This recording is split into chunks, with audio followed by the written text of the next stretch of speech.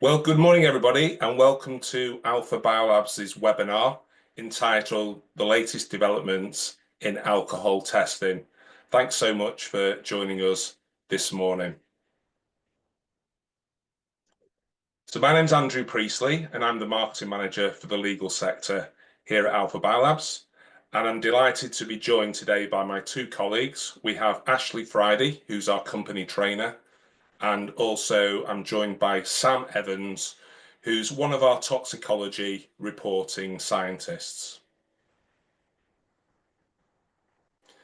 So the webinar will last for about 40 to 45 minutes this morning. Regarding the agenda, I'm just going to very briefly open the webinar looking at the latest trends in alcohol usage.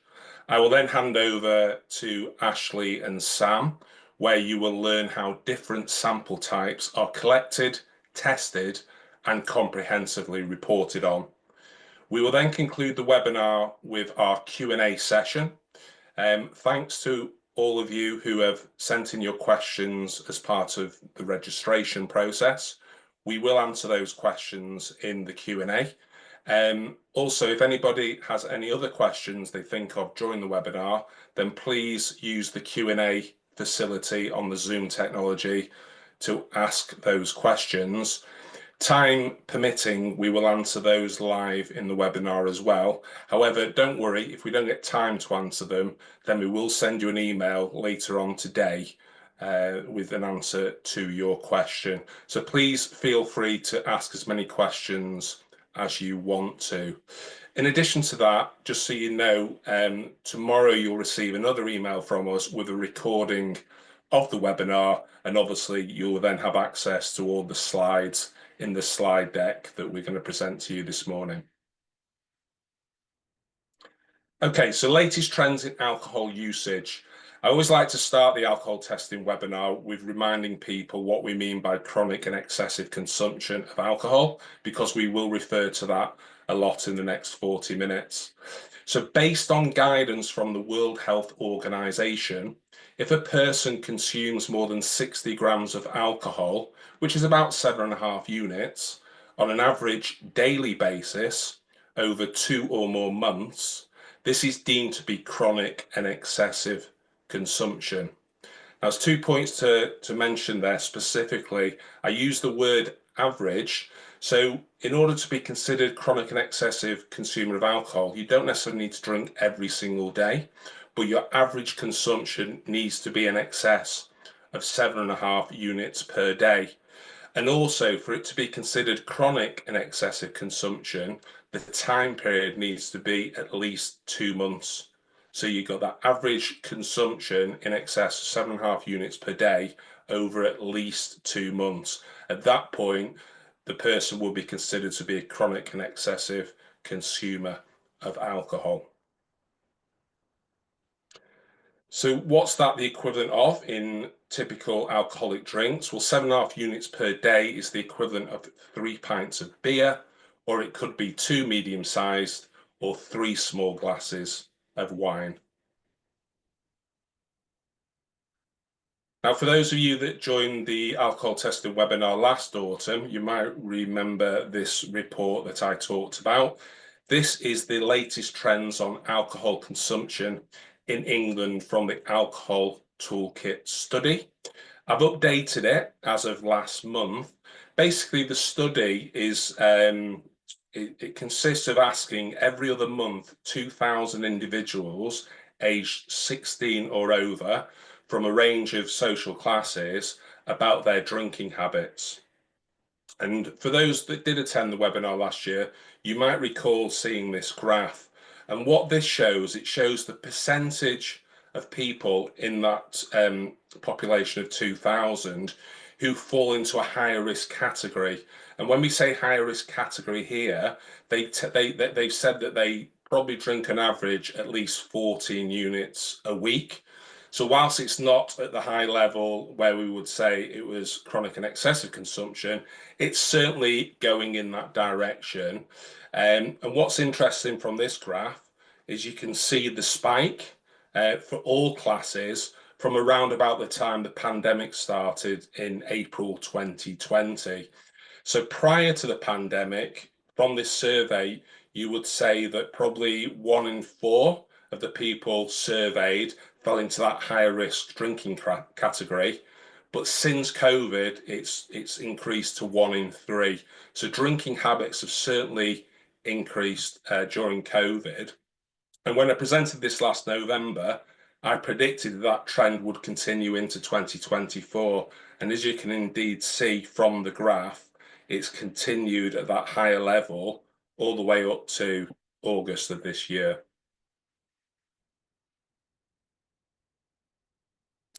Okay, and then this second chart, again from the same report, this asked the people that did fall into that higher risk category, how many of you are trying to restrict your alcoholic consumption? And as you can see from this chart, it fluctuates quite a bit more regardless of social class. It's very seasonal. So what key points I pulled out from this was that really at times, yes, people have said I'm trying to cut back on my consumption of alcohol, but certainly in the sort of summer months, as you probably expect, it's less people doing that. So if you look towards the end of the graph there, you can see from April 24 onwards, again, for all social classes, the number of people trying to restrict their consumption of alcohol is lower. And despite the issues of the economy, the cost of living, etc., that says to me that people still probably, who do recognise they drink probably a bit more than they should do, they're not really prioritising to cut back, which is obviously a concern for, child welfare and child protection cases, and obviously the need to consider alcohol testing in those sort of situations. And I do believe that will continue into 2025. Okay, so with that, I'm going to hand over to Ashley, who's going to talk about collecting and analysing different sample types. Ashley. Hello, good morning. Thank you for joining us. So we're going to talk through the different types of samples that we can collect and what information that will provide to you when you're looking to test for alcohol consumption. So depending on your client's needs will depend on which one suits more. And we'll summarise them at the end, and as Andrew said, send you a recording of this as well, because it will be client dependent as to which is the best option. So we're going to start with the one that we would recommend if you're looking to look back over a longer period of time and for chronic and excessive consumption of alcohol. And this would be to test a sample of head hair. So once alcohol enters your body, once you've ingested it, it's absorbed into your bloodstream and then metabolized. And each hair follicle has its own blood supply, which means that as your hair grows, the biomarkers are then incorporated into the hair. And the two alcohol biomarkers that we're talking about are ETG and ETPA. Now, this process from ingestion to it growing through the scalp to being present in your hair, which means that we can test for it, takes approximately 7 to 10 days. And then those biomarkers will remain on the hair as that hair grows. And that's how we can look back over longer periods of time in a head hair sample. So how do we do that? How do we apply a time frame to a sample of head hair? Well, we know that head hair grows on average approximately 1 centimetre per month. So this means that if you've got a head hair sample that measures 3 centimetres, we know that it's going to cover approximately 3 months worth of analysis. This means that we want the most recent hair growth, which means that we'll be cutting the sample as close to the scalp as possible. And we would make your client aware of this at the time of collection and when booking in. And it would be 200 individual strands of hair per sample, with a minimum of 2 samples being taken if you're testing for alcohol consumption. So as close to the scalp as possible to get that most recent time frame. And then depending on the length of your client's hair, depends on how far back we can look. So looking at the options here, if we're going to do the combined ETG and ETPA testing, which is what we would recommend, we can either do a 3-month overview of that period of time. So one result for those 3 months to determine whether someone has consumed alcohol chronically and excessively during that time. So a 3-month period or a 6-month period. Again, just bearing in mind that your client would need either 3 centimetres of head hair or 6 centimetres of head hair to be able to do that test.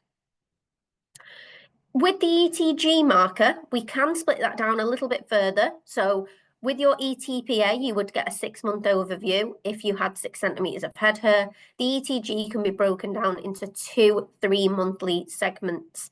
So you'd get 2 results, each covering a 3-month period, in total covering a 6-month period for the ETG only. As I've been saying, the levels that we're looking for can determine chronic and excessive alcohol use. But in the case of the ETG marker, we can also test for abstinence with an overview of between 3 and 6 months. And we can segment that further, so we can segment that monthly up to the 3-month mark and test for chronic and excessive alcohol use. So what can affect the results of head hair testing? We always get this question, particularly on webinars like this, as to what can or can't affect the test results. So looking at ETG first, ETG is water soluble, so it's formed in the liver and then deposited onto the hair via the sweat glands. This means that potentially hair cosmetic treatments such as bleach, dyes, perms, and excessive washing could potentially decrease the level of ETG found in the hair. And although we do ask for this information at the time of collection, this is why we always recommend that you do ETG and ETPA together where possible, because they complement each other really well. So we've said that ETG can potentially be affected by cosmetic treatments such as bleaches and dyes, and that can potentially decrease the levels found in the hair. So if we look at ETPA, this is deposited differently. So instead of being water soluble, this is fat soluble. And instead of coming from the sweat glands, this comes from the sebaceous glands. So this means that hair styling products, such as hairspray gels, waxes, if they contain alcohol, can potentially increase the levels of ETPA. And this is why we recommend that you do them together. The Society of Hair Testing do not recommend that you use ETPA to confirm abstinence from drinking, although you can do that with the ETG. And they also don't recommend that you break this down monthly. And the reason being is because the ETPA is fat soluble, it can move along the hair during the growth period. And this means that they wouldn't recommend you break it down any further than a 3 or a 6-month overview. So we've spoke about the ideal situation, which would be that your client has either 3 centimetres or 6 centimetres of head hair, and we can test them for ETG and ETPA combined.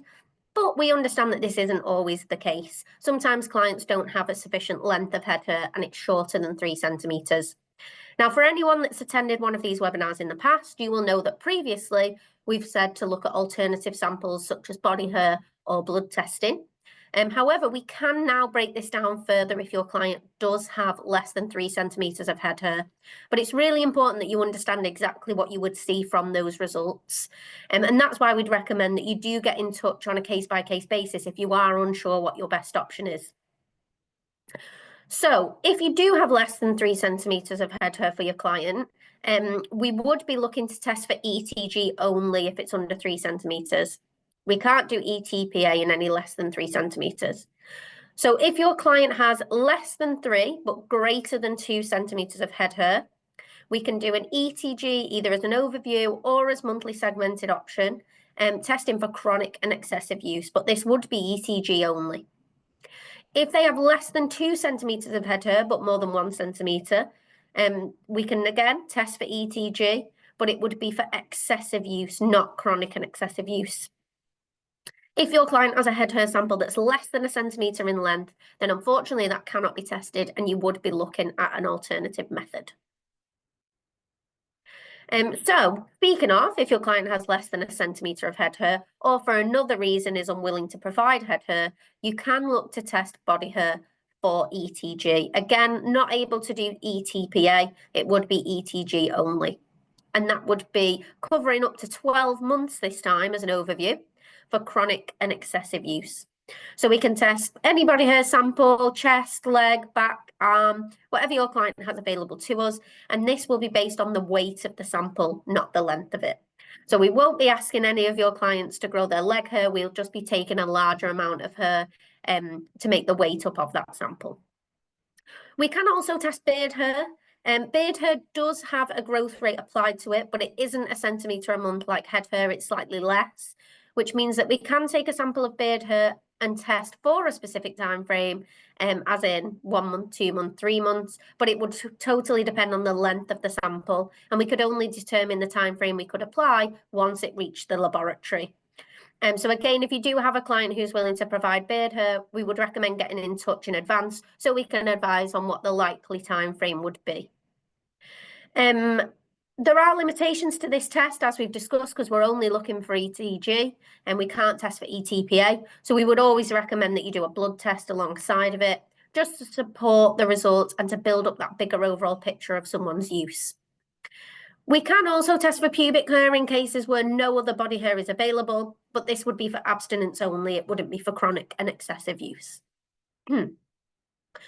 Alternative samples, we can do nail clippings for the presence of alcohol, again, only for ETG, which is why we would recommend head hair if possible, because you can do the ETPA as well. And this would test for chronic and excessive use or abstinence for alcohol consumption. If your client has a sufficient fingernail clipping, we can look back up to 6 months. If they have a sufficient toenail clippings, we can look back up to 12 months. Both of these, again, as an overview, cannot be broken down into monthly segments. It is a good alternative if your client doesn't have head or body hair to provide, and they do have nails. But again, because it's testing for ETG only, we would recommend that you do blood testing alongside to complement those results. Oh, speaking of blood testing, there are 4 different options available if blood alcohol testing is something that your client would require. And the first one, the one that we would recommend, is the PEth test, which hopefully you've heard of. It's by far the most accurate of the blood tests because it's a direct marker of alcohol. So that means that it's only detected in the blood sample if your client has consumed alcohol during that time frame. It can also be reported more specifically than the other blood tests, so we can break it down further, and we can look to monitor abstinence or drinking behaviours during the time frame that's tested for. And it can be used to test people who are pregnant or for the first 8 weeks after birth. This is the only blood test out of the 4 that you can do on a pregnant woman or for 8 weeks after she's given birth. We would recommend that you do repeat PEth testing if this is the type of sample that you're going to collect, and where possible, again, to build up that overall pattern. You can do this over a 6-month period, so you do 1 PEth test a month, each month for 6 months, and then we could provide a summary report at the end of that, a statement of witness, to explain what the results determine, what the findings were from it, and that might be more useful going forward, especially if you have someone who is abstaining from alcohol use and you want to monitor them for a number of months. That's always an option. The second test we offer is a CDT test. So this is looking for a marker that would be elevated when someone's consumed alcohol excessively. Wouldn't be detecting single binge drinking episodes or testing for abstinence. You would want the PEth test if you wanted to do that. And it can be affected by other things. So we would recommend that you always do this alongside either other blood testing or your hair strand testing. A liver function test, checking whether the liver is damaged in any way, which could indicate excessive alcohol consumption over the time frame. We do test a panel of markers to get an accurate result as possible, but again, we'd always recommend you do this alongside other testing, because there are other things that can affect damage to the liver, which would show up on a blood test like this. So it's a good indication of alcohol consumption when done alongside other testing. And then the last blood test is an MCV test. This is measuring the size of the red blood cells, again, which could indicate excessive drinking. However, we would recommend that you do this alongside other blood tests to make sure that it is a true representation of someone's drinking pattern. And then the final type of test is a breath alcohol test. So this would be a breathalyzer, just like if you were stopped at the roadside to test for alcohol in the system right now at the time of testing. It's a good method if you're looking to kind of spot check someone, and it's available at any of our walking centres across the UK. So we've spoke about a lot of different tests, so we're just going to do a quick summary of them all. These are the tests that we've spoken about and the timeframes that they would cover, what period of analysis you would get. So you can see the shortest of them all there would be your breath test, looking for the here and now, what's in the system currently. Then you've got your blood test, which covers slightly shorter timeframes than your hair test. And then the furthest back we can go would be up to 12 months, which would be a body hair sample or a toenail sample. This is a table to just summarise because we have provided a lot of information on this webinar. I do appreciate that. So there are a lot of different options. And like I said at the beginning, it's completely dependent on what you are looking to prove or disprove for your client. The one that we would recommend, as I said earlier, would be the top option, the ETG with the ETPA to get that better overall picture. But your client would need to have 3 centimetres of head hair as a minimum. And then that would show for chronic and excessive consumption. Then you've got your 3 ETG only options, again, depending on the length of your client's hair, from as little as 1 centimetre all the way up to 6 centimetres, and what each one of those tests would show. So as I said earlier on, if you do have a client-specific case and you want to look at the options, you'd be better to just get in touch and we'd be able to advise on what the best choice would be, depending on what available sample your client has. And the other options we covered were ETG and body hair, which could test for abstinence and chronic and excessive consumption. Beard hair, which we mentioned was based on the length of the beard hair. So again, if you wanted more information on that, you could get in touch and we could give you a rough guide on what sort of time frame you would be expecting to see from your client's beard hair sample. And then you've got your nail clippings, your fingernails or your toenails, depending on what time frame you're looking to cover, again for abstinence and chronic and excessive consumption. And then you've got your blood testing. So as I said before, by far and away, the one we would recommend is the PEth test, because you can test for abstinence, social drinking, excessive consumption, and chronic and excessive consumption. Whereas with the other 3, you are just testing for chronic and excessive consumption, but they are a good indication of that when tested alongside other samples. All of our blood tests are venipuncture collections, with the exception of PEth, which we can offer via a finger prick device if you do have a needle phobic client, to ensure that we can still offer that type of blood testing. So when we go out to collect the sample, we do need to ensure that we have a full chain of custody, so that it is legally defensible. So the collector would bring all of the equipment to the appointment, and we would ask a number of different questions about any hair colours or treatments and any medication that your client may be taking. As we mentioned earlier, hair colours and treatments can potentially affect this type of testing when taking a head hair sample. So that information is really important. We'd also take a photograph of anyone that provides the sample so that we can prove who attended, and we'd ask that they provide identification where available. And then the collector will send the samples back themselves. It's never left with the client. And that sample is tracked at every stage from the sample collection appointment right the way through until the issuing of the results. We can offer sample collection at your client's home address if that would be your preferred location. We can come to solicitors' offices, we can meet at court, we can attend prisons, but we also have 20 free sample collection centres based throughout the UK and Ireland, if that is the preferred method that your client would go to a separate location and come to see us. We have these open throughout the week where people can come in and provide their samples.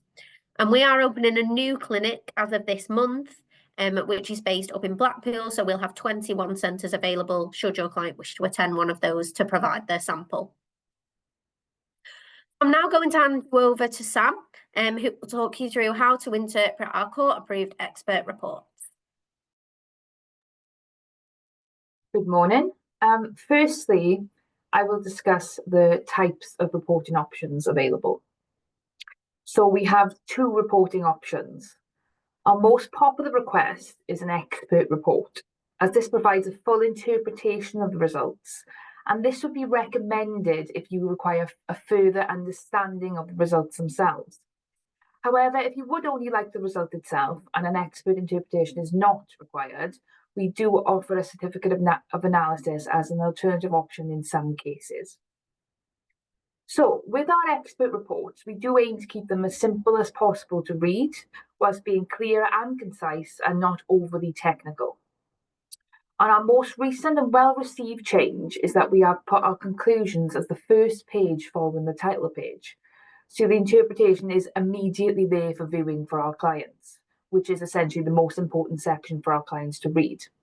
And all of our reporting options work within the Part 25 of the Family Procedure Rules. So the first page is the title page. We now have a simple title which we use for all types of report, which makes it more efficient for the reporting team this way. And on this page, we have the sample donor name, the case number assigned, the instructing party, and the reporting scientist who wrote the report. The next page is the most important section, which is the conclusion. This includes the hierarchical biomarkers results and consequential interpretation. And it's in this section, we would also provide information relating to any hair cosmetic treatments or any hair products and how the use of these may have affected the hair alcohol biomarkers results. We also add any extra caveats if applicable, so including any hair loss conditions, as these may affect the hair growth rate of the hair, and anything in relation to the nature of the sample upon receipt. So for example, in this case, in this example, this particular sample was noted to be of curly nature, which makes it more difficult to align in the lab. So we have applied that the approximate time period should be used as a guide only. But it's important to note with hair alcohol biomarkers, it's the length of hair and not the time period that determines the specific interpretation. The following section is the request of analysis. Now this could be on either this page or the following page, depending on the room available on the first page, and includes a specific request of analysis. It's in this table that any caveats are added in terms of any testing we were not able to undertake and the reasons as to why, or any differences in the testing undertaken and the respective reasonings. For example, if a sample donor refuses a scalp hair sample for any reason or a blood sample, this would be detailed in this section. The next page is the donor and sample information, which essentially means what it says. It includes all such details, including the sample donor identification, in terms of any photographic identification if available, and then the sample donor photo. The disclosure section is simply to state that the lab have undertaken the work and it was checked by the reporting scientist prior to the writing of the statement. The next section, this is where the important information can be relayed in terms of what we interpret in our conclusions. So we have the medication section and then the alcohol declaration section. So sometimes we are able to do a calculation, which would be presented on the next page, which can be used as a guide. But its significance should not be overestimated, as it simply could be useful in either supporting the positive results or whether the declaration may be consistent with the result, for example, or not, as may be the case. However, to do this calculation, we would need the volume and ABV percentage of the alcohol consumed, as well as the numerical amount in a typical week. The next section is of great importance. So dye and products are extremely important to declare with hair alcohol biomarkers testing. For example, products that contain alcohol, which can usually be found in the form of ethanol, ethyl alcohol, and alcohol denat or denatured alcohol, listed on the ingredients, can falsely elevate ethyl palmitate or ETPA. And dyes and bleach can significantly lower the ETG result, and aggressive treatments can also lower the concentration of ETPA to some extent. So therefore, this is essential to declare at the time of sample collection, as this would affect the interpretation in the conclusion. So this next section is where you can find the actual results and where any alcohol consumption declaration and alcohol biomarker results can be found. So for chronic and excessive cases, we have made the ETG and ETPA tables more visually pleasing in terms of combining both results in one table rather than separating them out into two separate tables. So that makes them easier to read. And for abstinent cases, we do have a separate section if this is indeed applicable. And this would be the ETG only with a satiety of hair testing cutoff of 5 picograms per milligram applied.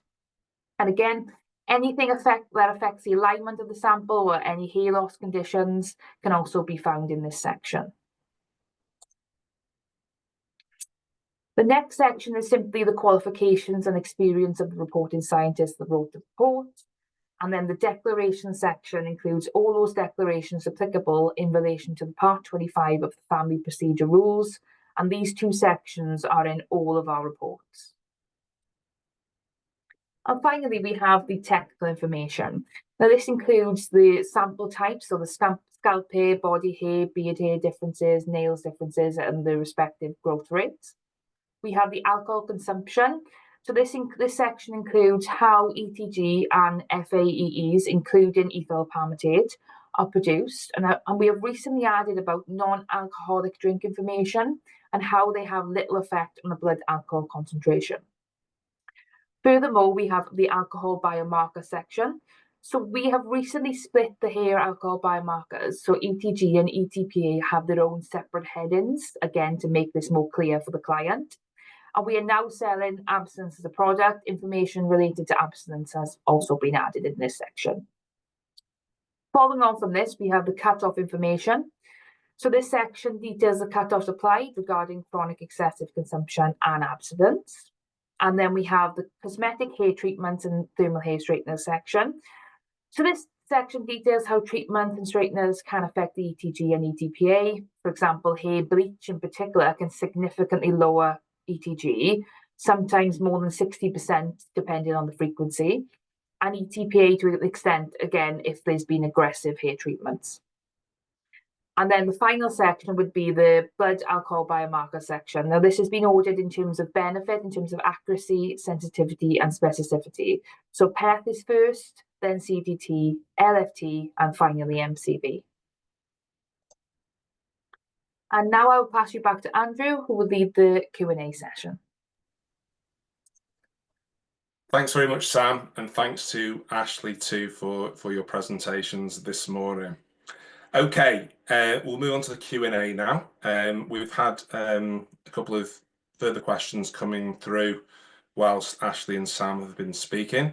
If you've got any other questions that you want to ask, then please take the opportunity to put those into the Q&A. We do have quite a few to get through already. So as I said at the start of the webinar, if we don't have time to answer your specific question, don't worry, because we will send you an email later on today with an answer. So please feel free to ask as many questions as you want. Okay, so first question is for Sam. And the question is, I would like to understand what hair strand testing for alcohol adds to PEth blood testing. For example, can it be segmented by month, and can it show how many units per day or per week that a person is likely to be drinking? Sam. So with overview testing, when it's paired with PEth testing, for example, this may indicate any potential changes in the pattern of alcohol consumption within that approximate time period covered by both sets of testing. For example, if you have a 3-month overview for ETG and ETPA analysis, if you pair this with PEth testing, this may indicate any recent changes in alcohol consumption within the approximate month prior to sample collection, for example. Now, if a month-by-month review of alcohol consumption is the specific request, I would recommend regular monthly PEth testing rather than monthly segmented ETG, for example. PEth testing is the most accurate blood test to determine alcohol abuse, and it's not susceptible to external factors such as hair cosmetic treatments and incorporation rates of ETG, for example. However, it is important to note that neither test, ETG or PEth, can specifically determine how many units per week someone may be consuming. However, PEth analysis does have some guidelines based in the literature in terms of a unit range that someone may be consuming within a result bracket. So the abstinence or light drinking range can range from not drinking to averaging less than 2 drinks per day for several days a week, for example. The moderate level of drinking is averaging between 2 to 4 drinks per day for several days a week. And then in the excessive range, heavy drinking, it's been identified at least 4 drinks per day for several days a week.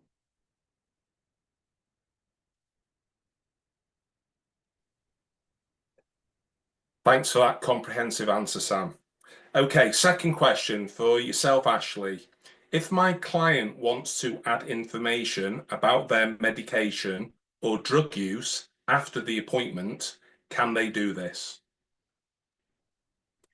Yeah, they can. So we completely understand that sometimes, especially with the type of testing that we offer, it can be quite a high pressure and people get a little bit nervous about what to expect. So they don't always remember everything they've taken medication wise, or her treatments that they use. So we do offer a grace period where they can submit additional information. They are asked to thoroughly check the form at the time of collection and sign to confirm that the declarations are correct. And then if they opt to, they can have a copy of this form sent to them via email immediately after the appointment. And then they get 48 hours to make any amendments to the form, to add anything, to take anything away. After that time, it is submitted to the laboratory and then over to Sam's team, who will write up the report. So we do have to put a cutoff on when amendments can be made until. If your client does need to amend anything after the 48 hours, depending on how much it would affect the report or how much of a write-up is needed to make that amendment, then it may be chargeable as a query. But ideally, within the 48 hours, they can make as many amendments to that form as they'd like to. Thanks, Ashley, for that answer. Okay, next question is back to Sam. So the question is, are there any specific medications that could lead to a false positive or a false negative result? So there are medications that can contain alcohol, for example, NyQuil, any Vicks products, and some other cold medications. However, it's important to note that ETG and ETPA are direct markers of alcohol consumption, and ETG itself is a very minor metabolite of ethanol.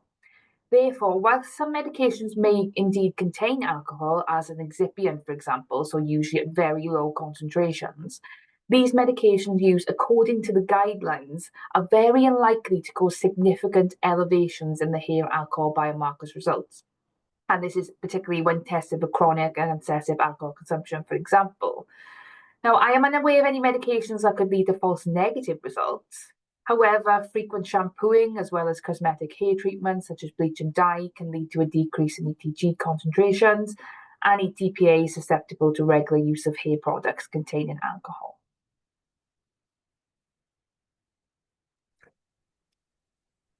Thanks for that, Sam.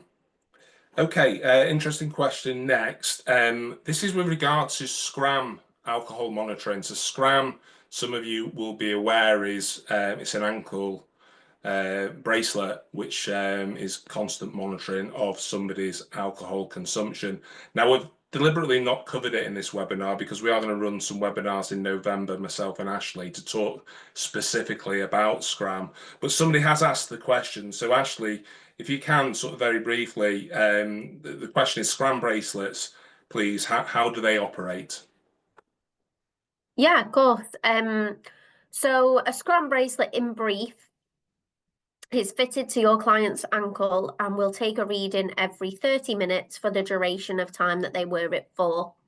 It is usually worn for at least 30 days, but can be anything up to sort of a year, depending on what you're looking to prove or disprove. The idea of SCRAM is that it would monitor low, medium, and high level drinking events. And it would also allow for people who maybe do drink chronically and excessively, but are aiming to prove that they are doing their best to reduce that, or for anyone who has maybe low level drinking and is trying to abstain. Particularly successful in cases where people drink when they do not have custody of their children. So, for example, if they have them Monday to Friday, but not on the weekends, to prove that they are not drinking while their children are in their care. So it covers kind of a broad range of different scenarios. But it's going to take a reading every 30 minutes. It's going to push that reading through what we refer to as a base station, which is kind of looks a little bit like a Wi-Fi router in the home. And then that gets sent in to us here at the lab, and we produce either weekly or monthly or end of monitoring reports, depending on exactly what you're looking for. So as Andrew said, we are going to do a separate webinar on it, which will go a lot more in depth. So I would advise that you either join that one or look at the previous webinars that we've done, which can be found under the Learning Centre on the website. Thanks for that answer, Ashley. Okay, last question for yourself, Sam. The question is, how accurate is the testing on the various types of samples that can be taken now? So AlphaBiolabs is an ISO 17025 UCAS accredited lab working under strict standard operating procedures under Lab 51 guidelines.